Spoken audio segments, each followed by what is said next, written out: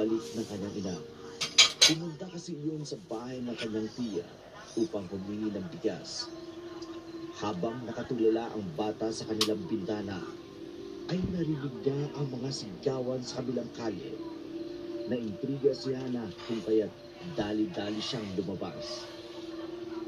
Nakita niya ang mga residente na nagkakagulo. Nakatingin ang lahat sa puno ng mangga.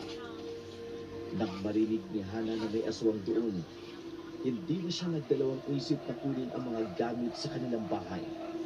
Bumalik siya, dala-dala ang isang pana at may nakasukbit pang itak sa kanyang tagiliran. Nagtaka ang mga tao nang makita siyang nakasuot ng gano'n. May iba pang nakapagsak doon. Hindi na siya nagdalawang isip na kunin ang mga gamit sa kanilang bahay. Bumalik siya, dala-dala ang isang pana